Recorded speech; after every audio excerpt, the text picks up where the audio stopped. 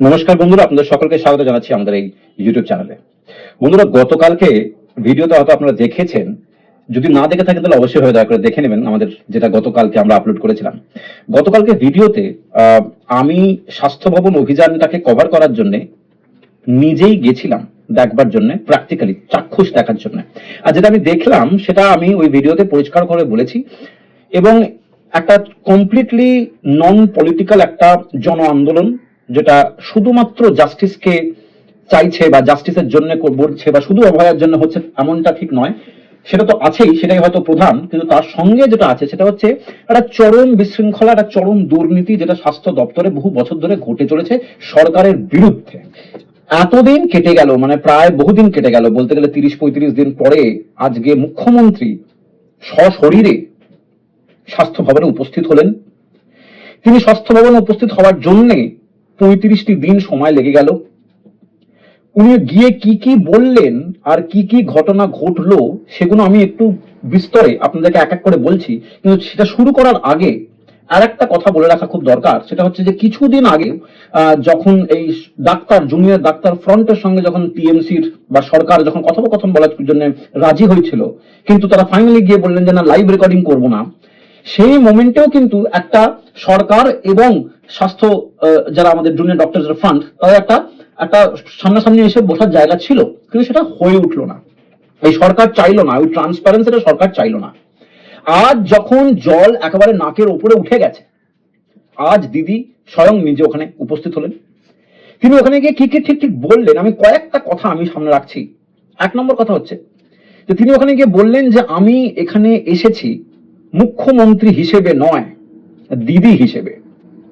তার পাল্টা উত্তরও সঙ্গে সঙ্গে ডাক্তাররাও বলেছেন, এবং আমার খুব গর্ব হচ্ছে কথাটা বলতে, এবং আমারও সেই একই বক্তব্য যে আপনি দিদি হয়ে আসবেন না, আপনি চিফ মিনিস্টার হয়েই আসবেন। কোনো সম্পর্ক গড়ে তোলার প্রয়োজন নেই, কোনো এটা বাড়ির ঘরের মধ্যে আলোচনা হচ্ছে না। তো দিদি হয়ে আসার কোনো প্রয়োজন নেই, চিফ মিনিস্টার হয়েই আসুন, যার কাছে ডিসিশন নেওয়ার ক্ষমতা আছে। সেই জিনিসটা কিন্তু পরিষ্কার একটা উত্তর উনি ওইখানেই পেয়েছেন। দ্বিতীয় কথা হচ্ছে যে জুনিয়র ডাক্তারদের সঙ্গে উনি বলেছেন যে আমরা আপনাদের এই যে সাংঘাতিক আপনারা মিছিল করছেন এত রকমের প্রাকৃতিক দুর্যোগের সামনেও, আমি কুর্নিশ জানাচ্ছি। আর তারপরে উনি এটাও বলেছেন যে আমিও ছাত্র এই ধরনের মুভমেন্ট থেকে উঠে এসেছি, আমি জানি এই ধরনের মুভমেন্ট চালাতে গেলে কতটা স্যাক্রিফাইস করতে হয়, আমি তাই কুর্নিশ জানাচ্ছি। বেশ ভালো কথা। নেক্সট উনি যেটা বললেন সেটা হচ্ছে 17 সেপ্টেম্বরের 17 তারিখে সুপ্রিম কোর্টে আবার শুনানি আছে। সুপ্রিম কোর্টে যখন ব্যাপারটা জানা যাবে যে আপনারা সেই এতদিন ধরে কিন্তু কাজে যোগ দেননি, তাহলে কিন্তু সুপ্রিম কোর্ট কোনো অ্যাকশন নিতে পারে, আর আপনাদের কোনো ক্ষতি হোক এটা আমি চাই না। তাই প্লিজ বলছি, আপনারা কাজে যোগ দিন। আপনারা অনেক রকমের সমস্যার উপর দিয়ে যাচ্ছেন, অনেক রকমের প্রাকৃতিক দুর্যোগে বসে আছেন, আর কষ্ট দেবেন না নিজেদেরকে। আপনাদের বাড়ির লোকেরা অপেক্ষা করছে, দয়া করে কাজে ফিরে আসুন। আমি অনেক রকমের অ্যাকশন আপনাদের এগেইনস্টে নিতে পারতাম, কিন্তু আমি নিচ্ছি না, আমি নিতে চাই না। আমি আপনাদের এই কজটার পেছনে, আপনাদের এই স্যাক্রিফাইসটার পেছনে, এই মুভমেন্টটার পেছনে আমার সিম্পাথি আছে, সিম্পাথি। এত কিছুর পরেও আমি এগুলোর পাল্টা বলবো। তার আগে বলে রাখি যে ডাক্তারের ফ্রন্টের তরফ থেকে যেটা বক্তব্য উঠে আসছে সেটা হচ্ছে এই যে ডাক্তার ফ্রন্টের একটা খুব ক্লিয়ার কাট কথা, সেটা ডে 1 থেকেই ছিল যে আমরা সকলেই চাই যে কাজে ফিরতে, আমরা সকলেই চাই যে সরকারের সঙ্গে একটা সামনাসামনি খোলাখুলি একটা ট্রান্সপারেন্সি মেনটেন করে কথাবার্তা বলি, এবং আমাদের এই 5টা ডিমান্ড, এই লাইন দিয়ে যে রেজিগনেশন গুলো মানে ইস্তফা যেগুলো দেওয়ার কথা বলা হচ্ছে বা সরানোর কথা যেগুলো বলা হচ্ছে, সেগুলোকেই আমরা কন্টিনিউ করব। আমরা এই 5 দফার ডিমান্ড থেকে সরবো না, এবং আমরা এখনো ওপেন আছি, আমরা এখনো তৈরি আছি। যদি এই মুহূর্তে হয় তাহলে আমরা এই মুহূর্তে তৈরি আছি, যদি বলেন এক্ষুনি করতে হবে আমরা এক্ষুনি তৈরি আছি। কি করতে হবে?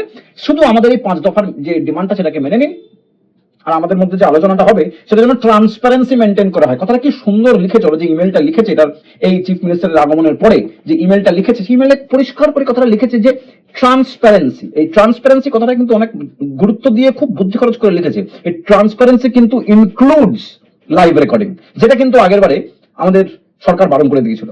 অতএব এখন ওনারা এই ইমেলটা লিখে পাঠিয়েছেন। আর হইল বাকি, আপনাদের এত ক্ষতি হোক আমি চাই না, আপনাদের কোনো রকমের কোনো ক্ষতি হোক আমি চাই না, আমি কোনো অ্যাকশন নিচ্ছি না, আমি নেবও না। আচ্ছা, এই সরকারকে, আমাদের মাননীয়াকে আমার করা প্রশ্ন, আপনি চান না ডাক্তারদের কোনো ক্ষতি হোক?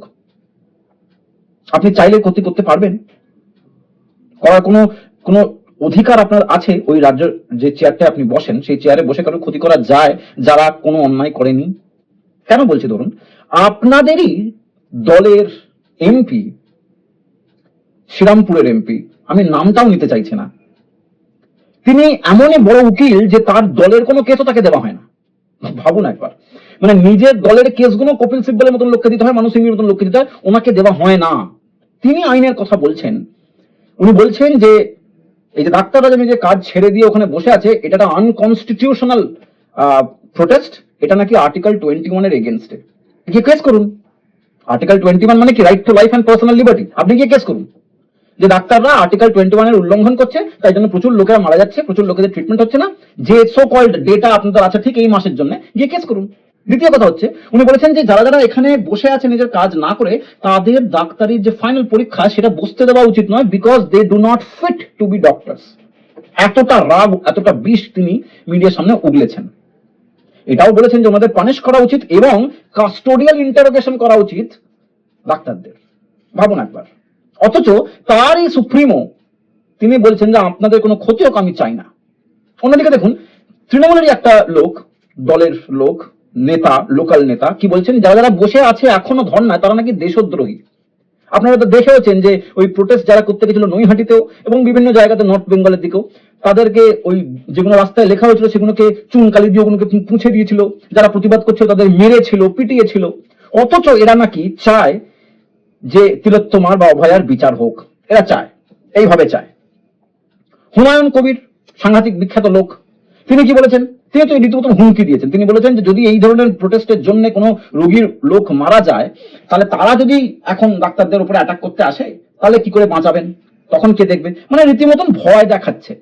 কিন্তু তারা কিন্তু এখনো বহাল তবিয়তে ঘুরে বেড়াচ্ছে। পার্টির তরফ থেকে ওদের এগেইনস্টে কি অ্যাকশন নেওয়া হয়েছে সেগুলো কিন্তু কোনো টুইটস আমরা খুঁজে পাই না। কিন্তু যারা যারা মারা গেছে তাদের পেছনে ফ্যামিলিগত, মানে পার ফ্যামিলি কত টাকা করে দেওয়া হবে সেটা কিন্তু একটা টুইট সকালবেলায় আমি দেখতে পেলাম।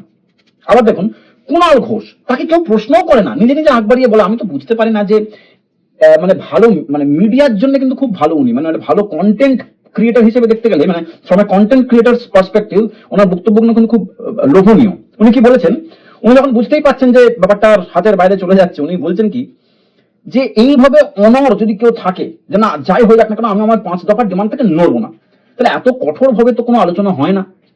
আজকে মুখ্যমন্ত্রী স্বয়ং গেছিলেন, বিশাল ব্যাপার, বিশাল ব্যাপার। তো তিনি যখন স্বয়ং গেছেন সেটাকে দেখে ডাক্তারদের একটু কম্প্রোমাইজ করা উচিত, এত রিজিড থাকলে চলে না। ঠিক যেভাবে উনি নিজের লাইফে কম্প্রোমাইজ করেছিলেন, যে লোকটা ওকে জেল খাটালো তারই আন্ডারে এসে ঠিক নিজের জীবনটা, নিজের মেরুদণ্ডটাকে কম্প্রোমাইজ করে আজকে সেই দলের মুখপাত্র হয়ে বসে আছেন। ভাই আপনার মতন ইন্টিগ্রিটি বলা লোক তো এই ডাক্তারগুলো নয়, এদের তো মেরুদণ্ড বলে একটা ব্যাপার আছে, এদের তো বিবেক বলে একটা ব্যাপার আছে, সুতরাং এরা আপনার মতন নয়। দ্বিতীয় কথা দেখুন, উনি একটা অডিও ক্লিপ চালালেন, না সেই অডিও ক্লিপের মধ্যে লেখা আছে নাকি যে বাম এবং অতি বামের মধ্যে দুটো কনভারসেশন হচ্ছে টেলিফোনিক, এবং সেই কনভারসেশনে বলা হচ্ছে যে এই আন্দোলনকারীদের উপর অ্যাটাক করা হবে যাতে তৃণমূল সরকারের এগেইনস্টে তাদেরকে আরো কালিমালিপ্ত করা যায়। এই অডিও ক্লিপের বেসিসে দুজনকে অ্যারেস্ট করা হয়েছে, ভালো কথা। এবার প্রশ্ন হচ্ছে যে এই অডিও ক্লিপটা উনি কোথা থেকে পেলেন? উনি পেলেন সমাজ মাধ্যমে, সোশ্যাল মিডিয়ার মাধ্যমে। আমরা তো পাই না স্যার, আপনি কোথা থেকে পান? আর দ্বিতীয় কথা হচ্ছে, আপনি যখন পেলেন ওটাকে সোশ্যাল মিডিয়ায় না দিয়ে পুলিশকে দিলেন না কেন, ফার্স্ট অ্যান্ড ফরমোস্ট? সুতরাং আজকে উনি যখন বলছেন যে আমি এটা কোথা থেকে পেলাম বা পাওয়া গেল সেটা বড় কথা না, কথাটা যা ওর মধ্যে হচ্ছে, যা কথোপকথন চলছে সেটা বড় কথা। আরে কি আশ্চর্য কথা! আর যদি জিনিসটাই ফেক হয়, তো যে লোকগুলোকে অ্যারেস্ট করা হলো তাদেরকে কে কম্পেনসেট করবে? তো আপনি কোথা থেকে পেলেন সেটা ক্রেডিবিলিটি, আপনার ক্রেডিবিলিটি নয় তো আমাদের মনে হয় একটা থিসিস লেখা যাবে, কিন্তু সেই ক্রেডিবিলিটির উপরে কোয়েশ্চেন করবে না লোকে, হোয়াট ইজ দ্য সোর্স? আর আর্টিকেল লিখতে গেলে নিচে ফুটনোট লিখতে হয় যে আমার সোর্সটা কি। শিক্ষা লাগে এগুলো বুঝতে গেলে, এইটুকুনি ভদ্র ভাষায় বলা যায়। এরপরে হচ্ছে যখন ডাক্তারদের এই ডিমান্ড নড়চড় হচ্ছে না, তখন আমাদের মাননীয়া কি বললেন? উনি বলেন আমিও চাই ফাঁসি হোক। উনি বললেন আমাদের উপর একটু বিশ্বাস করুন, একটু আস্থা করুন। কি করে করব? কেন করব?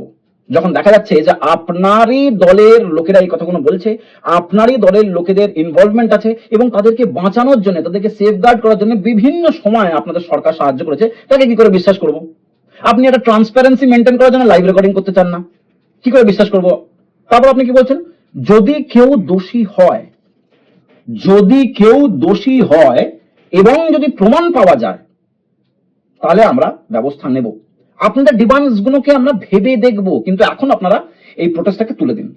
যদি কেউ দোষী হয়, যদি যদি কোনো প্রমাণ পাওয়া যায়, তাহলে আপনাদের ডিমান্ডগুলোকে আমরা ভেবে দেখব। এটা হচ্ছে একটা সরকারের বক্তব্য একটা 35 দিন কন্টিনিউয়াসলি চলা মুভমেন্টের এগেনস্টে, বা তার রিপ্লাই হিসেবে এটা উনি দিলেন। আমি খুবই পরিষ্কার করে জিনিসটাকে আপনাদের সামনে রাখলাম।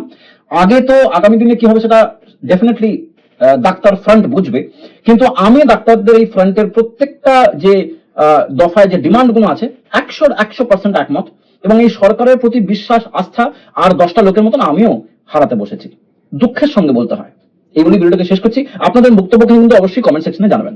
নমস্কার।